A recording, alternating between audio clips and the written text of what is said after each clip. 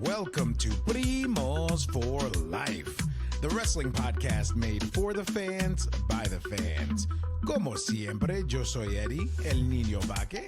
We got Ariel, the Ecuadorian dream bisueta, and we are your self-proclaimed, undisputed co-host tag team champions of the world. And in tonight's episode, we're joined by a true WWE Attitude Era legend, D'Lo Brown. And we dive into his longevity, the culture, road stories, the Nation of Domination, and the evolution of wrestling across all promotions, and so much more. So, como siempre, sit back, grab a snack, and let's get it on! Are you ready? You ready? Yeah, man. D'Lo Brown! Can you hear us? All right, how's that? There we go. Okay, there it is. Old guy moment there. Don't mind me. Old guy technology. Oh, Never that. please. Never Stop. that. I can barely navigate this. It's ridiculous. Bro, my 9-year-old daughter can walk through this stuff like it's nobody's business. Oh, Yeah. Are you kidding me? My 4.5-year-old son can navigate things that I like. It's unbelievable. I'm like, how? How do you know any of this? She'll grab my phone and just start doing this. And I'm going, I didn't know my phone could do that.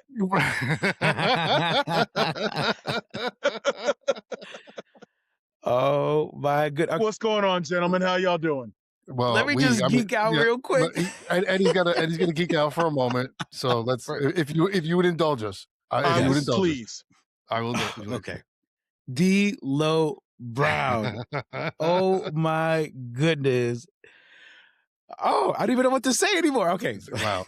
Thank you. Wow. Okay. Let me just start off by saying thank you so much for giving us the time and the opportunity to not only have this conversation with you, but also just pick the master brain that is D'Lo Brown. You have to understand, Correct. sir, like you are not only we're looking at the real deal now, first of all, right? That's right. one. That's right. Two, That's we right. are looking at the greatest European and intercontinental champion of the Attitude Era and of all time. I mean, Hands let's down. just get real. Hands Thank you. down. Hands down. Hands down. And I mean, I always, and I tell Ariel this all the time, and we've spoken about it in other episodes and things like that, but to be able to, have someone in front of us from the Attitude Era, I just we get it. As fans, we know you got your heavy hitters, you got, The Rock, Austin, like Triple H, Taker, we get it. But the people the workers, the talent that made Monday Night Raw and the Attitude Era so special. The glue guys. The Right, guys.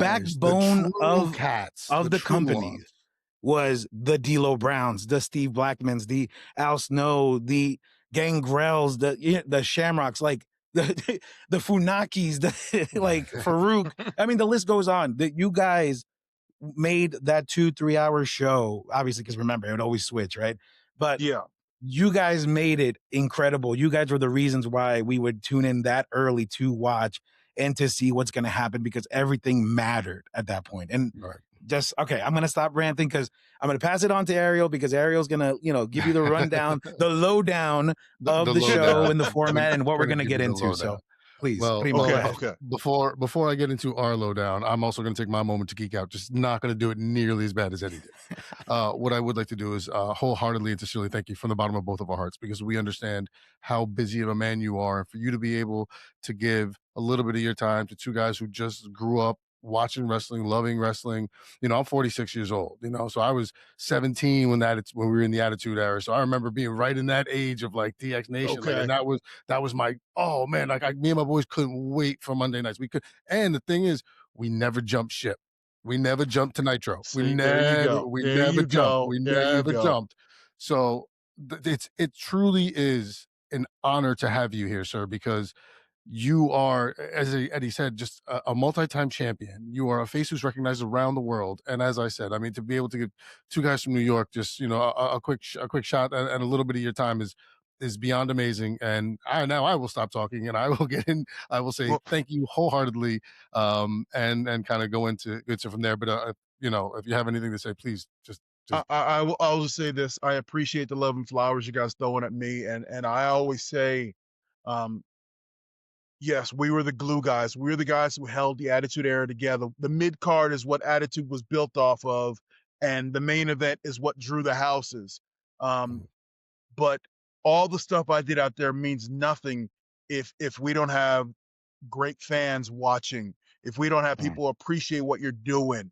And I could do a triple shooting double Lindy off the rafters. If no one is watching, did it ever happen? Did it happen? So there's no me without you. So my thank goes right back to you guys for sitting in and tuning in every Monday night, because without you guys, we're just guys in spandex and baby oil.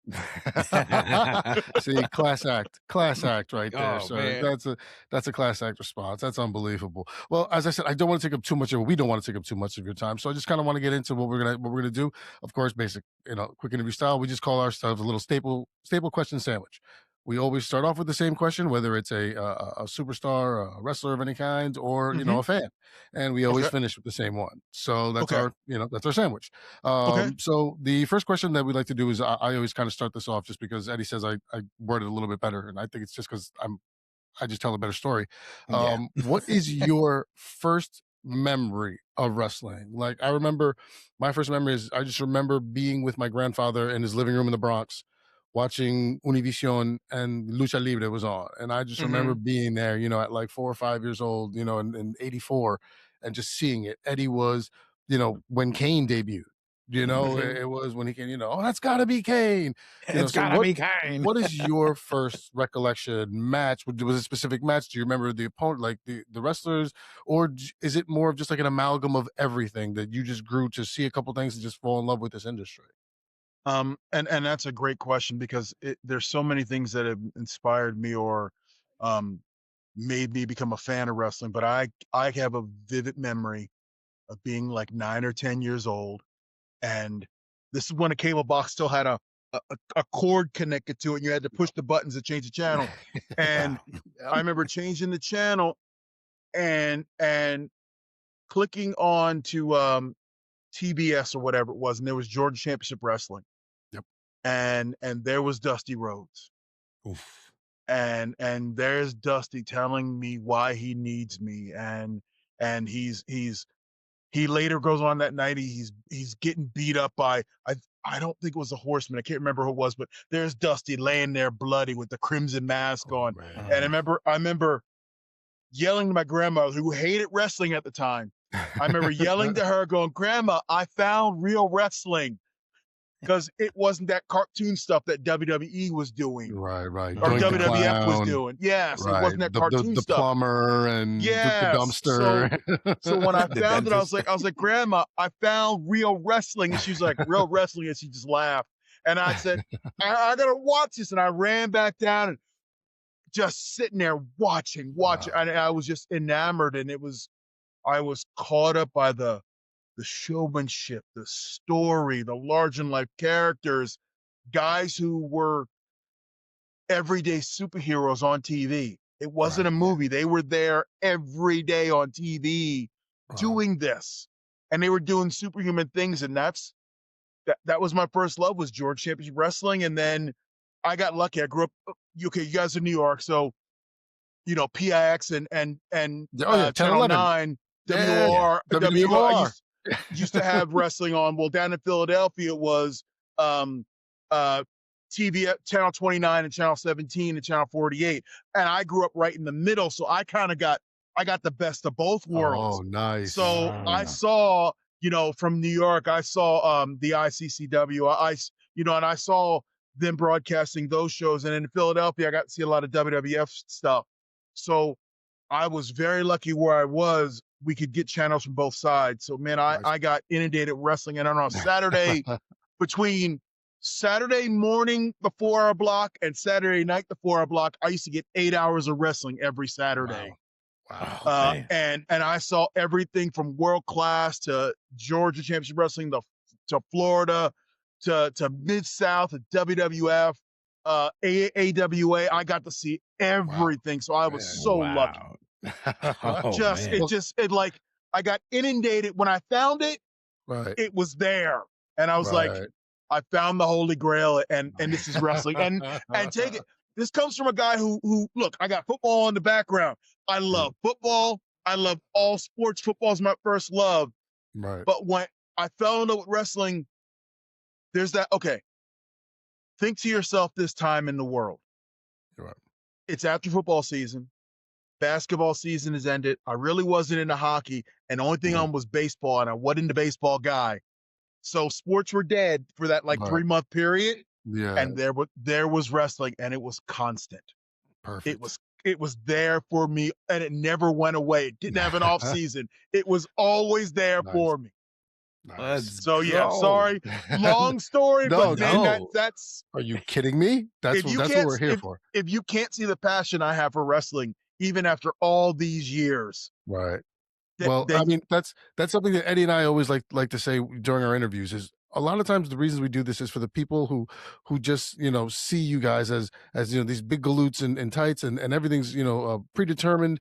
And we want to give people the opportunity to feel the love, to feel these emotions that you have, to show that there's not more to the character, the person inside. So we Yeah. love doing something like this. And an answer like that truly is engaging for the audience and honest at heart. So thank you. That's Yeah. the kind of stuff we live for. I'm speaking from the heart, and people ask me, you can talk about wrestling all the time. My easy answer is, it's easy to talk about something you love. There you Right. go. Doesn't matter what it is. Love That- that. As long as you love it, you can Right. speak for hours on it. Yep. And There we go. wrestling's my first love. Wrestling's my love. Absolutely. Oh Absolutely. man, what an incredible answer. Okay. Okay, so in the interest of time, right? So now my question for you is this, right? Because thankfully we've had the privilege of talking to multiple talent this past year, and we've come to the conclusion that it's really hard to get into WWE. But Yeah, not yeah, only not I mean, only it is it took us a long time to figure that one yeah, out because a we whole figured they year. were just handing him jobs out. Right. But not only is it hard to get in, but it's even harder to like stay in and stay relevant. So like yeah. our question to you, D'Lo, is like, how did you manage to not only keep evolving, but just maintain that longevity that you had throughout your Attitude Era run? That's a culmination of luck, good fortune, and having good people around me who Mm, can. And it's a lot easier for other people to see the evolving landscape of the world, because sometimes you can't see them through your eyes. But when you surround yourself people you trust, and I got right. lucky enough to have guys like Ron Simmons and Godfather and Mark Henry and Rocky around me, those were my core family. So as we all had the ability to tell the other, hey bro, might want to freshen something up a little, or hey, it's time Nice. to trying to move a little forward because you're getting a little stagnant, or Right. this didn't work, or that really worked. And when I'd go out and do something, and immediately I'd come back to the locker room, and the first people I would see would be my boys, Mm, and they would give me that instant feedback. That's more than I can see, because they're giving me that third person perspective, Right. and they're giving it to me. We had a rule that it was, don't ask the question if you're not willing to hear the real answer. wow. Yeah. Solid. And so there's a lot of, man, you did great out there. That was awesome. And then you go to your core guys who are going to Right. tell you the truth. Mhm. Like, And dude, that that's sucked. how you learn. That's how you, yeah, because I've come back and it'd be like, bro, that was a shits. Ah. I've Shit. come back and it's been, that was awesome.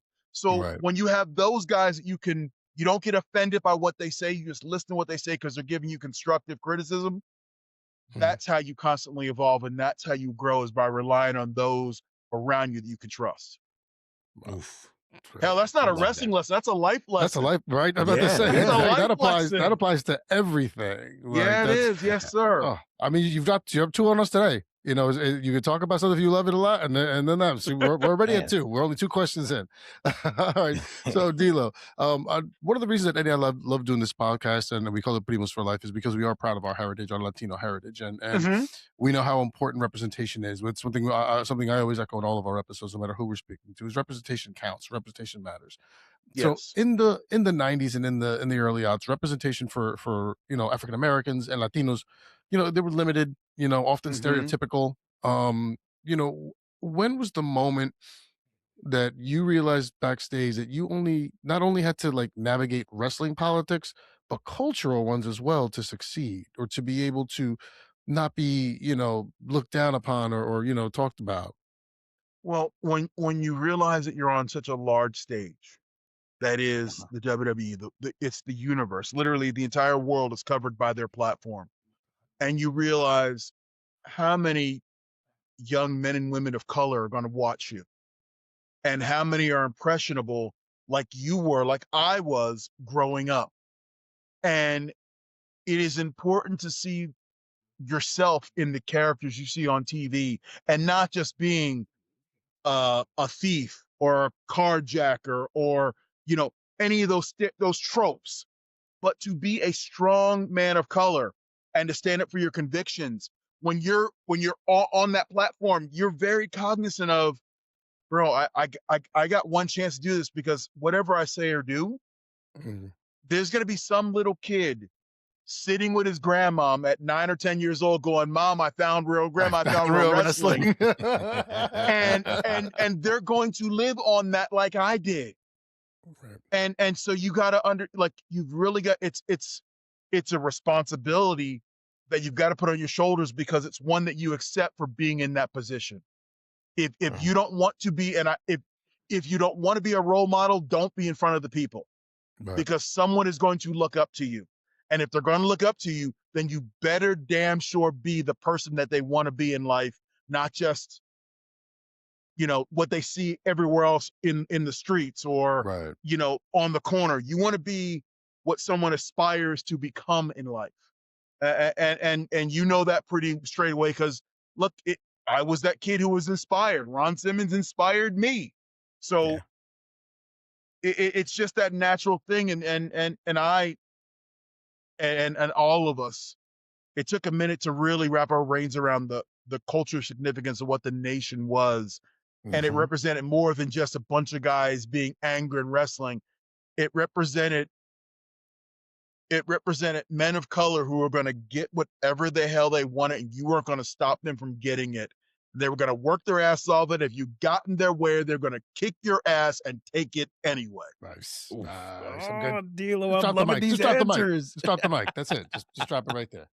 We're good. Oh man. Well, see, because and just to kind of segue from that answer right into the next question, and obviously we're not speaking for all Latino fans, but as Mhm. Latino fans, we could say that the Latino fans respected you because you brought such a level of authenticity, even when the business didn't always like offer characters that felt real. You know what I mean? So Mhm.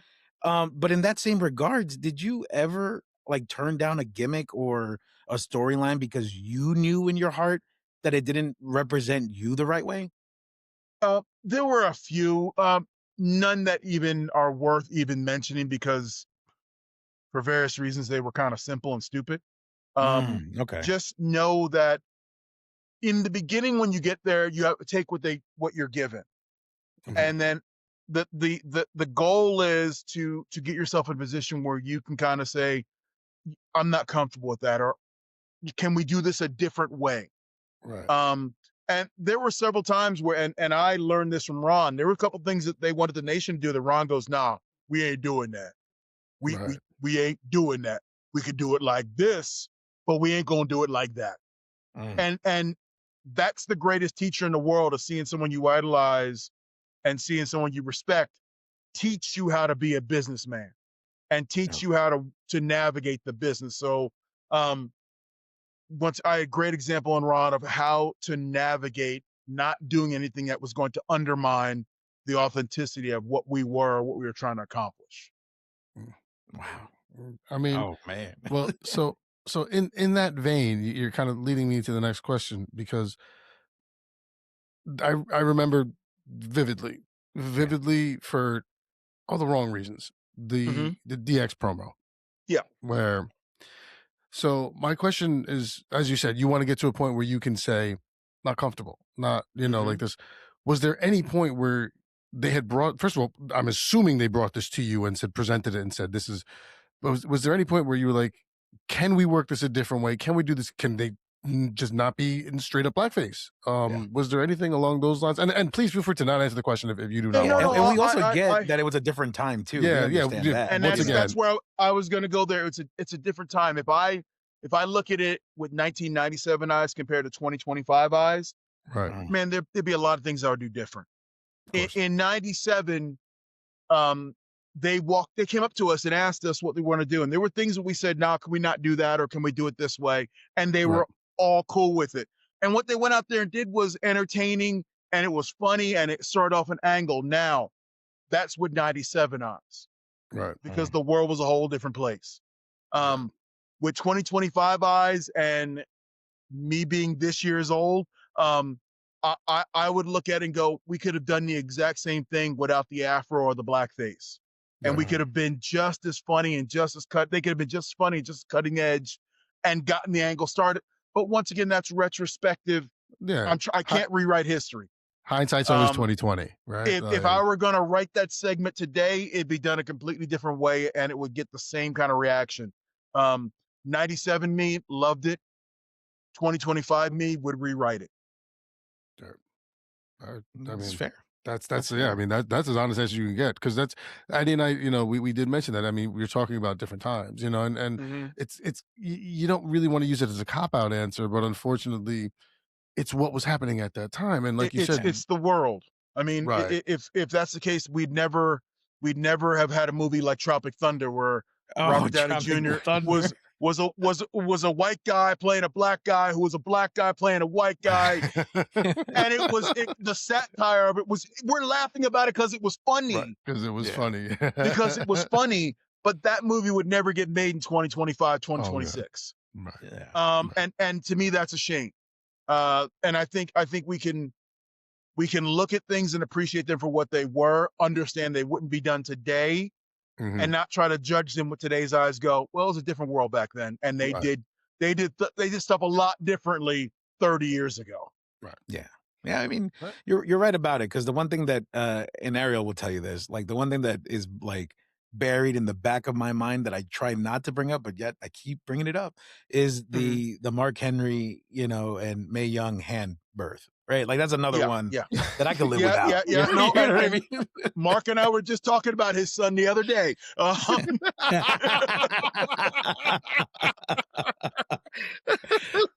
man. Yeah, no. Look.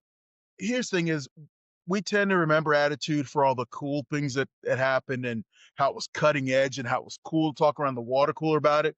Man, there was some misses during the Attitude era.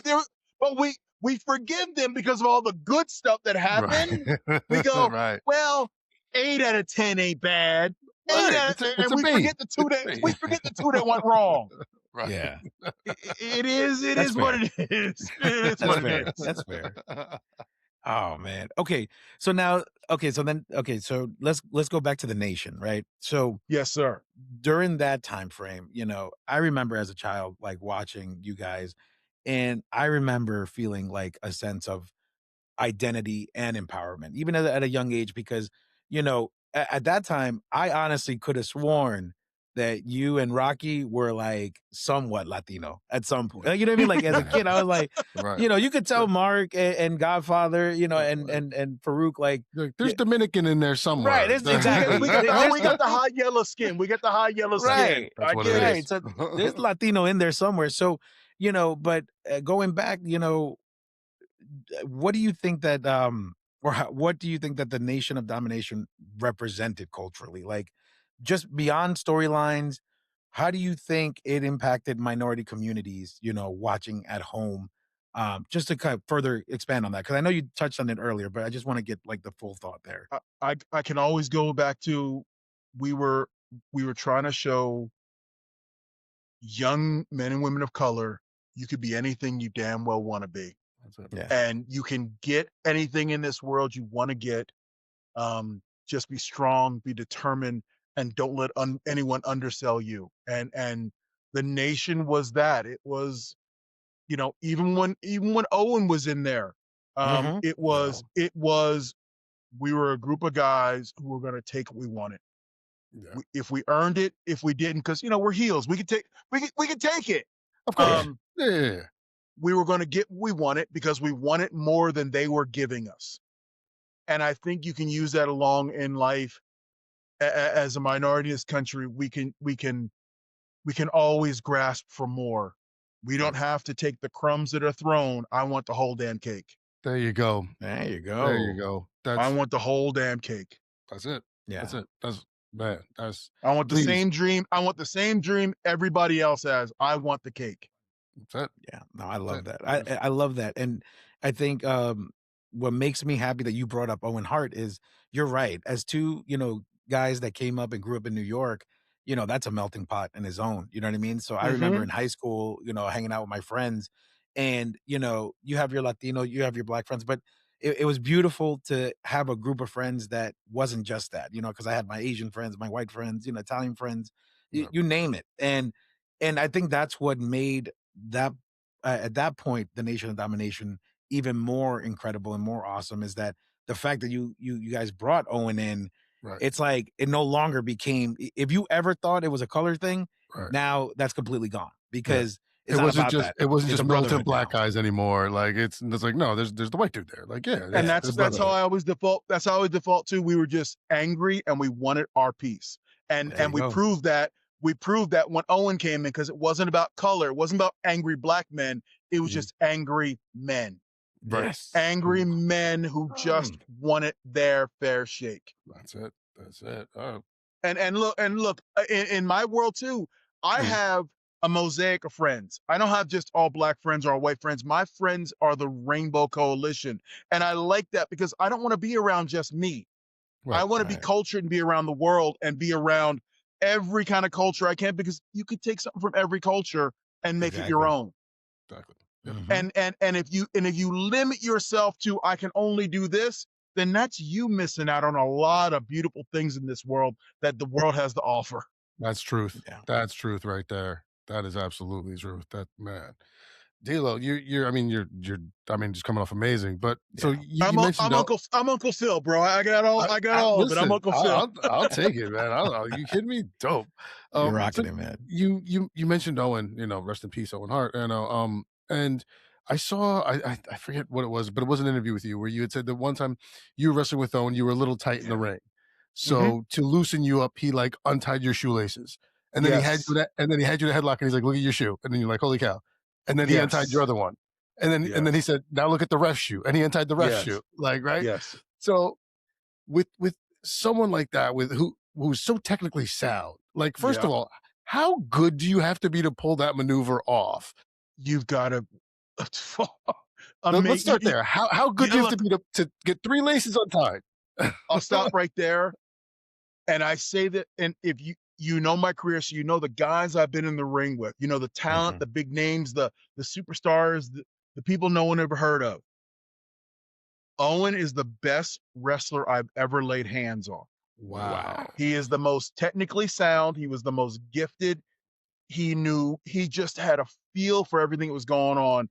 And the story, like I told you, Owen could rib you. He could tell you a joke. He could tell you the story in the ring, all in front of 20,000 people. Only you and him knew the inside joke. Everyone else saw a hell of a match. That's how good Owen was. That's how gifted you gotta be. You're next level gifted that you can pull that off and no one notices but you and him.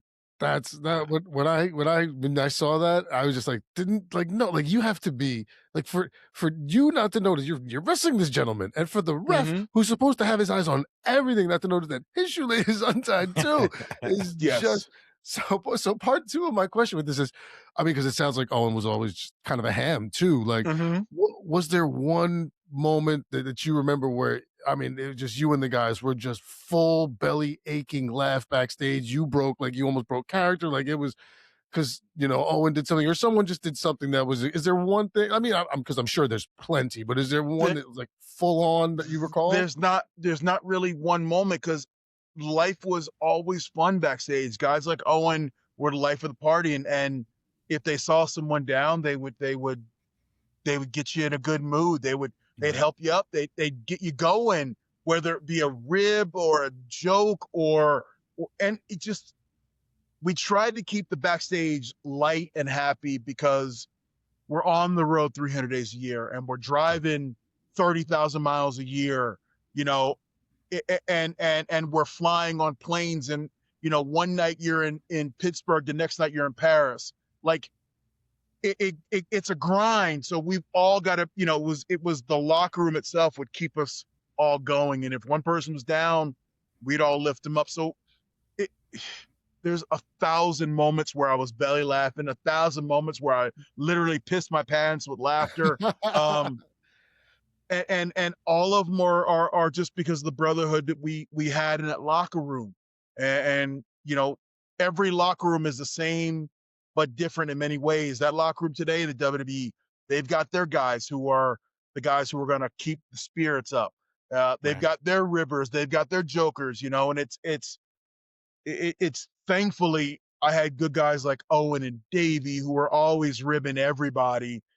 Nothing malicious, just enough to make everybody laugh. Pure fun. Pure fun.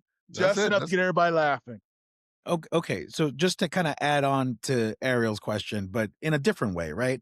Because one thing that we've also gathered in conversing with a lot of talent this year, wrestlers always talk about like the road trips, being legendary. If you're on the road, from Florida to Alabama or Tennessee, that's 12 hours, getting stuck at a Buc-ee's or this or that. So there's gotta be like a wild story, or like what is the most memorable road trip that you had with the guys or with someone who you didn't expect to ride with on a particular trip? Or funny, chaotic, just straight up ridiculous. Is there one that stands out? Keeping in mind, we're not trying to get you in any trouble. Keep this in mind. Whatever you want to share. No. You don't have to keep it PG. We just don't want to get you in any trouble. Yeah, no, the statute of limitations hasn't run out on a lot of it, so we'll just keep it on the down low. But, we used to, because we're on the road a lot. In between shows, we're driving 200 miles in between shows. So we would do things like road wars.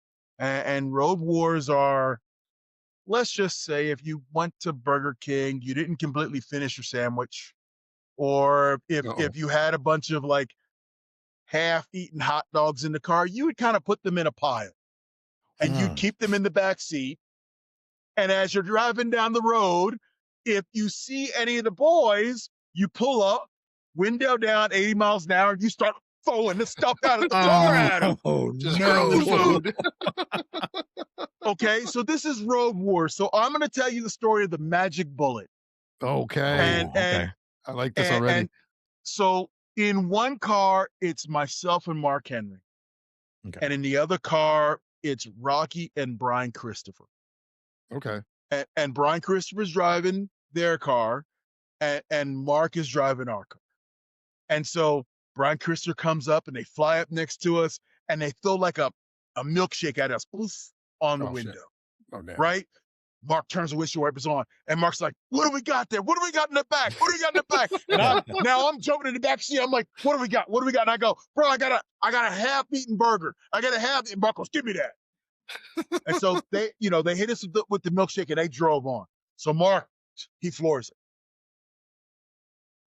and so we're riding up, and Brian Christopher, he's got his window rolled up. And he's laughing at us. He's laughing at us. Man. And I'm going, roll your window down. He's like, no. So finally he throws a crack in his window, in his driver's side window, and it's like this big. This is no joke. And he's going, ha ha ha. And Mark goes, watch this. And he does a sky hook. And we're doing 80 miles an hour on I-90, 94, going from Detroit to Grand Rapids.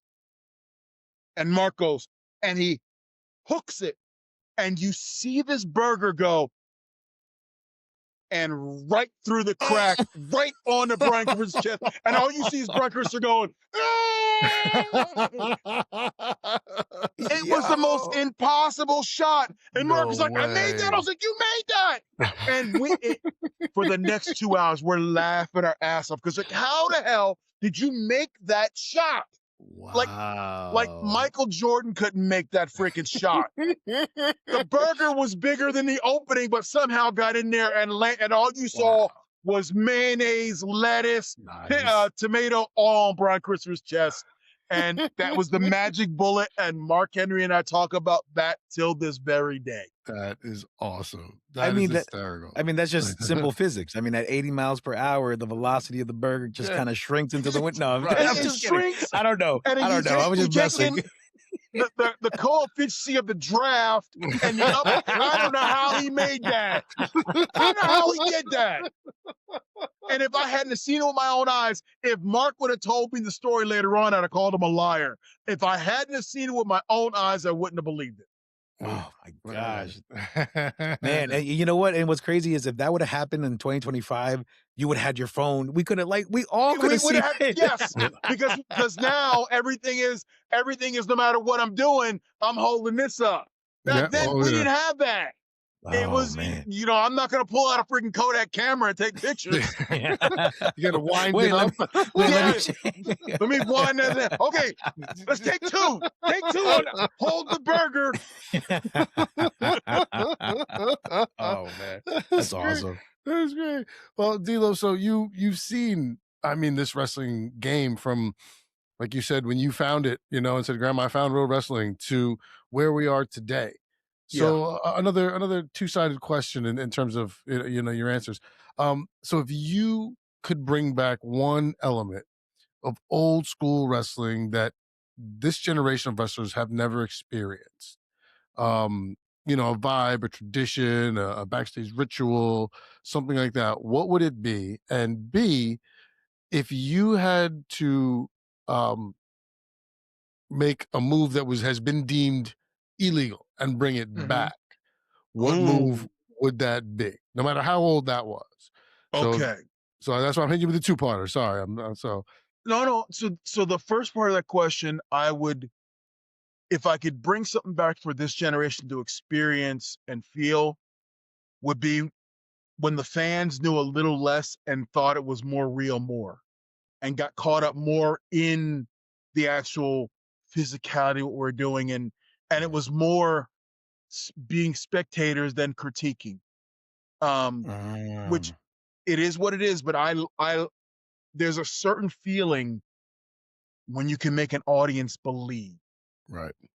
And there's a certain, you know, pride you get when you can make the audience think these two guys really hate each other and these two guys really are going at it.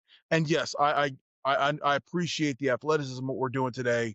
I just wish I could, if the fans and the boys were to appreciate and experience that realism and seeing it as a fan with that realism, and the boys, they would never want to go back to what we are today, because it's now today's more of a show instead of a fight. Yeah. And there was just it was a different vibe in the building when they had that big fight feel and not the big television feel. That's a great See, answer. that's it, because I remember even, like, it was it Lord Alfred Tunney, when he'd be like, "Yeah, the winner's gonna get to go to the pay window." The pay Because window, yes. They made you believe that because if you when won, you got the bigger paid check. more. Yeah, Yes. exactly. They And made that's you why believe that. And Like, because that was something we all could get around, because we all knew the value of money is, if I won the match, I got paid more than the loser. Thus, this is why heels cheated and babyfaces fighting and so hard. babyfaces did. Sorry, it was Lord Alfred Hayes. Lord Alfred Hayes. Lord Alfred Hayes. Jack Tunney was the president. Lord Alfred Hayes. Jack Tunney was president. Yes. He was the president. And Gorilla Monsoon was your color commentator. He was your color guy. Play-by-play guy. Yep. Absolutely. But yeah, I remember that. I remember the pay window very vividly.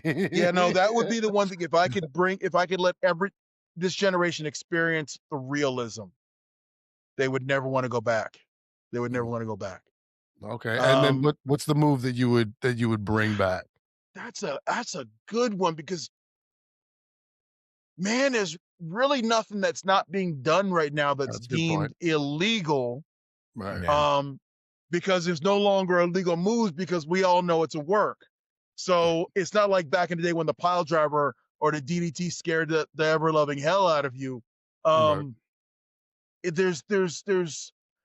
There's really nothing left to the imagination, because it's all out there now, because there's nothing scary enough where you go, no one should be getting dropped on their head like that. Right. Okay. All right. Yeah, no, that's Right, fair. got it. Nah. Yeah, no, Or nailed it. okay, so now in that same, train of thought when it comes to today's product, right? I mean, Hmm. we look at the WWEs, the AEWs, TNA, New Japan, what as a fan and veteran, right? Well, veteran Yep. and fan, right? Um, what trends, styles, or energy in the wrestling business you see today that kinda genuinely gets you excited? Like, is there something that you foresee, being an expert in the business in that regards, that you could be like, "Oh, that's gonna be good, and in 5 years, this is gonna happen," or to your other point, it's like, well, there's everything's pretty much being done now, so where's the surprise? Like, is there something like that, that you've seen? I don't know if there's one thing like that where it's like, I can't wait for it to happen or I foresee it being the next big thing. I can just tell you that this generation is the most athletic wrestling has ever been. And I Mm, think that's an amazing trend. Um, to see what the young men and women can do now on the mat, above the rope, over the top rope to like, that's some incredible stuff that I couldn't even imagine myself doing. And to see them do it with such ease, Mm, to see them pulling these things off like, we're just going to dive into a pool. That's how easy it feels to watch. Um, I want the business to get more athletic. I want the business to get more in deep with the psychology of matches. I think those things are constants and will carry the business forward.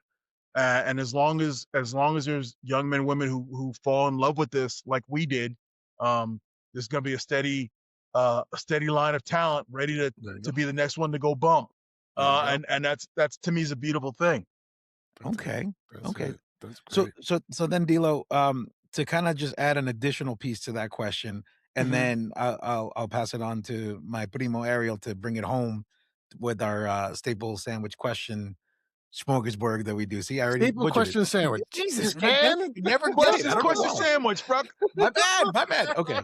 Dealer's been Um, on for a half hour and he knows. I know, Look, D'Lo, you're the you can man. call it you can even call it a question hoagie or a question sub, or Let's if you're up in go. New England, you call it a That's question grinder. that's the There's a Philly, the come hoagie. on, bruh. That's the You're right. South Jersey You're Philly, the right. hoagie. Yeah, You You're right. go You're damn ahead. right. right, the hoagie. Yeah. Now, you've helped guide a tremendous amount of talent over the years. Is there someone in today's wrestling scene that you look at and you think, "Yeah, no, they're the future of this business." I mean, whether they're in the indies, whether they're on the main promotions, is there because Hmm. everybody like the reason why I ask is because everybody's like, "Oh, Braun Breaker's the future, Logan Paul's the future, Darby Allin's the future." And it's like, "Okay, okay, okay, but what who really is it? MJF, you know what I mean? Like, who do you see Yeah. that to be the person?" The guy I like a lot is Obafemi. Like, Yes. uh, he's got the size, he's got the look. His wrestling is really rounding into shape. When he makes to the main roster, that's a freak right there. And Wow. I think I look at Oba now the way I looked at Roman Reigns in 2012 when I went, Wow. he's the third guy in this group, but that dude's going to be somebody. Right. Obafemi is NXT in the minors right now. That dude gonna be somebody. That's right. All right. You heard it. Oof, That I dude You guys gonna be love heard it. that. somebody. Y'all heard it. Primos, Ooh, primas. You heard it. Obafemi. Obafemi. All right. next Well, one up. D-Lo. So the sandwich hoagie or the question hoagie. Hmm. See, now I'm There it messing it up. is. See, this kid's on me now. So before I get to the bottom of the question hoagie, there is one curveball thing and I say curveball, I mean just because Eddie and I didn't really have a chance to speak about it. I also saw in an interview where you had mentioned that you would not go into the WWE Hall of Fame unless Hmm. Draws went in with you. Hmm. Being part of that horrible accident, I also saw where you said it was actually JR who called you and said, "Don't let two careers die Yes. on this particular day." Knowing that you and Droz talked about it and you watched the film back and that there's nothing else could be done and that he's no longer with us. Um, uh, I mean, did it just feel natural to you to say, I'm not going in unless he can come in with me? Like, is this, were you approached and did it actually happen? Or are you just like, that's just the only way that I would feel comfortable going in? That's the way I feel comfortable going in because when JR gave me the speech of let's not have two careers end, it was also now go continue wrestling and you wrestle for 2 careers.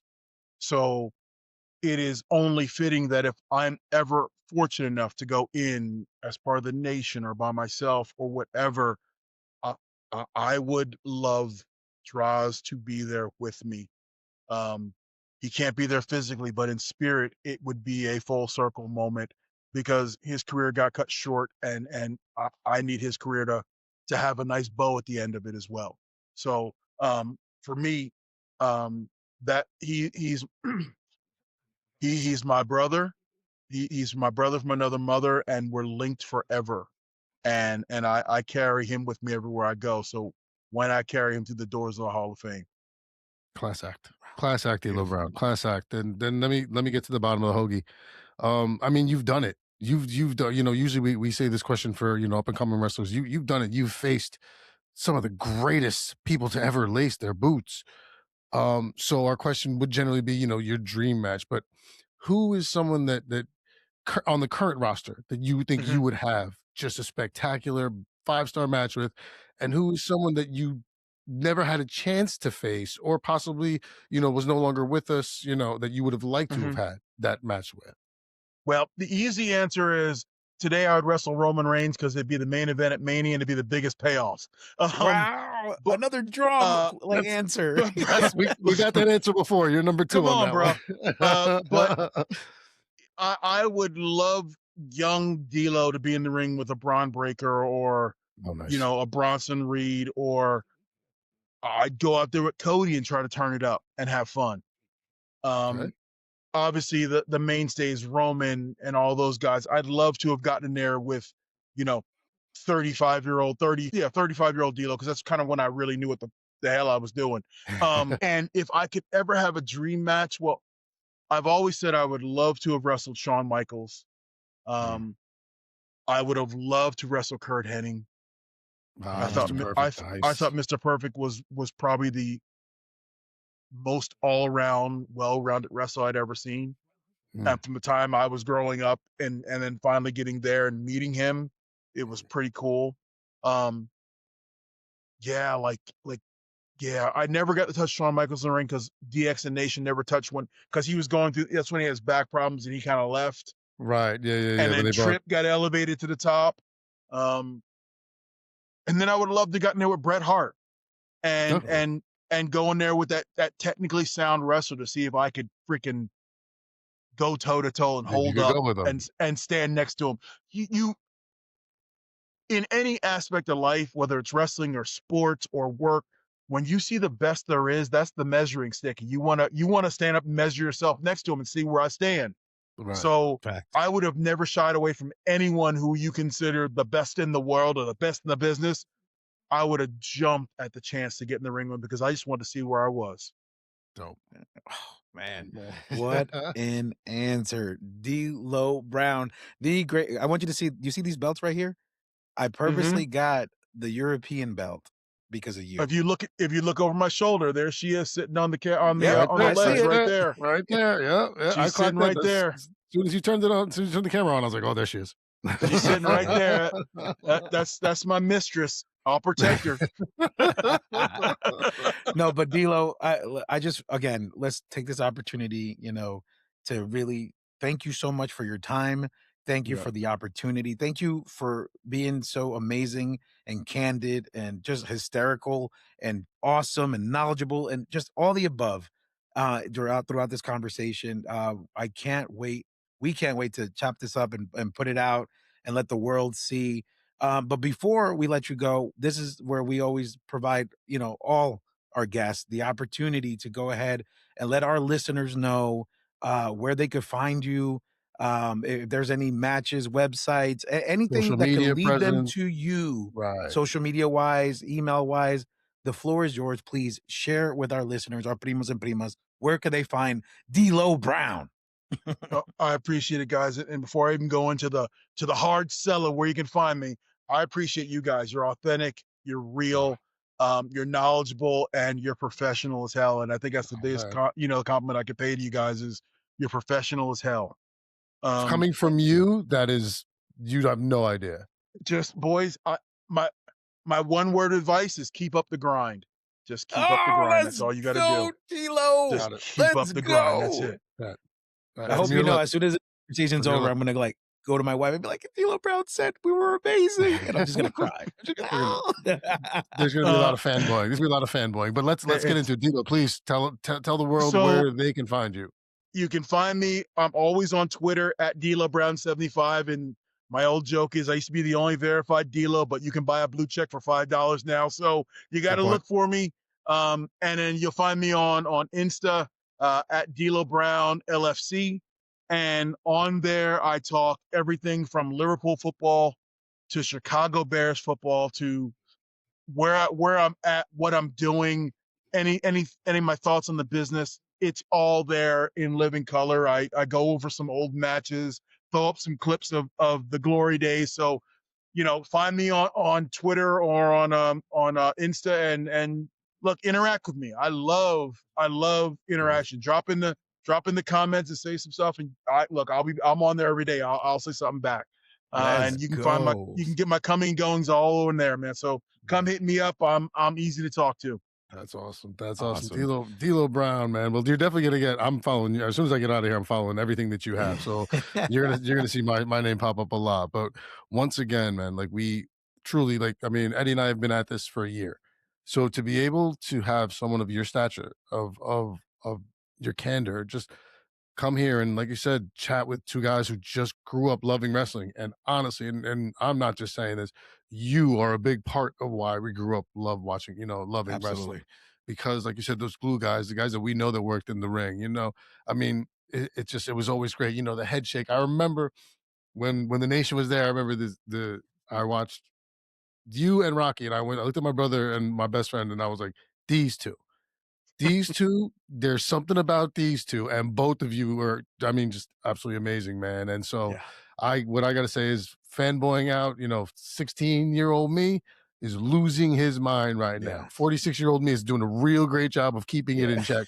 But 16-year-old me, man, that motherfucker, he's jumping out right now. So I want to wholeheartedly thank you. And to tell you, please, if you ever have a little more time and you do not mind another conversation, we would love to have you back. Because I'm sure there's so much more that you can teach, not only us, but our primos and primas around the world, because now you are officially a primo. You're Primo Brown, so like that's you. So we couldn't, once again, thank you for your honesty, your candor, your professionalism, your time, and just overall your presence for showing minorities, whether Black, Latino, Asian, whoever they are, that if you go for it and you want it, you don't take no for an answer, and you strive. And that is something that's bigger than wrestling. That is a life lesson. And that is where I will say, thank you again, Dilo Brown. You are amazing. Yes. Thank you, boys. I appreciate it. I'd love to come back on and chop it up again anytime. And I'll just say, Primos for life. Hey, let's go, Dilo Brown. And all right, Dilo, real quick before we let you go, just when you get a chance, send me a PO box and send me your shirt size. We're gonna get you a Primos for Life shirt. You got one coming. You got one coming. Then the next time we chop it up, I will be wearing the Primo shirt. Trust me on that. Let's go. All right. Oh, I appreciate you, boys. Are you kidding me? Do you know what this is? Okay, now I'm fanboying out. Now I'm fanboying. You're looking at the real deal now. Woo! Come on now. I appreciate you, boys. Thank you. Thank you, man. Thank you. Thank Have you a from good the one, bottom of man. my heart. Thank you. Thank you for making my evening good tonight, and I appreciate you. Be safe. Happy holidays to you and the happy family, holidays brother. to you, and keep it going, man. Keep up the grind. Thanks, D. Appreciate you, man. Appreciate you, boys. Take care, Thank Dilo. you. Dilo Brown.